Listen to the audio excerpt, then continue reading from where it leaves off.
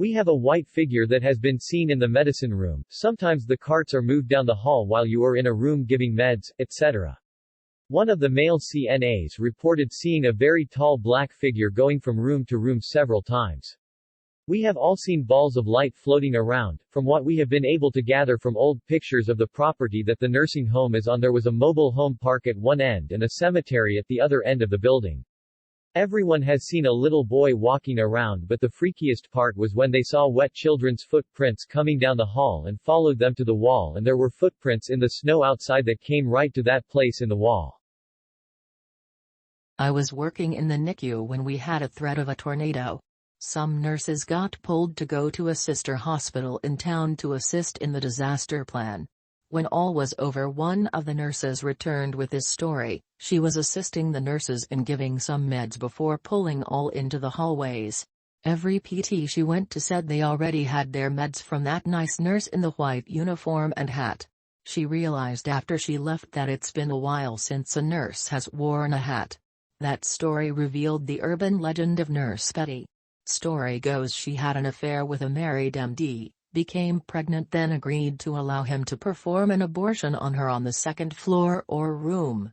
She died and he went to jail. She never left the hospital and was seen frequently. The local newspaper would do an article of her every year around Halloween on her sightings. The hospital has since been replaced with college dorms. I wonder if any students have seen her? Heard a story once about a fifth-floor neuro unit. This was told to me first person. Nurse was at the desk and a guy in white nursing garb came through the double doors, walked into an empty room, and didn't come back out. Nurse thought it was weird, so he went into the room, and it was empty. He went to the double doors and opened them, and there were two resp techs talking at the entrance who swore they'd been there talking the whole time and that nobody came through the doors. When one of his coworkers returned from lunch and he explained what happened, she was like, "Oh, that's just Bob. Actually, I don't remember the name, so the name were changed to protect my ignorance. He worked here as an LVN years ago and was accused of molesting a child. He was sure he was about to be arrested, so he jumped out the window in that room and killed himself. We see him all the time." The story of Rocking Mary. We closed room 12 in our MICU because just about every patient that has been there since Mary died complains of seeing a woman in wearing a white habit rocking back and forth by their bedside.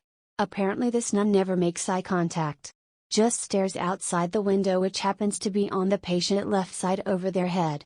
This window overlooks the hospital cemetery where nuns that have died were buried. Mary was a nun that died of a car accident outside the hospital back in the 50s. She was only about 30 years old and all patients describe her as a young woman. We all thought that it was the sundown syndrome. Anyways, since then room 12 became our storage room where no one goes in by themselves unless it is absolutely critical. We had a patient, chronic CH-FR, always on the call button, hated being on fluid restrictions. You know the type. The nurses have to take turns during the shift answering the call button so the primary can actually do other work. And this was a frequent flyer cause. He was very chronic, very borderline, and the hospital was the only place he wouldn't fluid overload. I work 7p7a. He died about 8 p.m. Oh, the look on his face, like, how could you let me die, like it was our fault. Anyway, family came and gone by 9 p.m., funeral home gone at 9:30 p.m. About 10 p.m., the call button starts going off. I was there, call button going off every 5 minutes. One of the nurses was a very spiritual girl. At about 2 a.m., after like 4 hours of this, Nurse Mary snaps, "Enough." She walks down to the room, and, practically screams into the empty room, "Mr. X, you have died. You can't be in here bothering us anymore. Move along. In the name of Jesus, I'm exorcising you from this plane of existence. Go to the light and be happy." And I kid you not, the call button stopped going off then and there. If you like stories like these, please support this channel by leaving a comment, liking, subscribing or sharing. Thank you for your time today.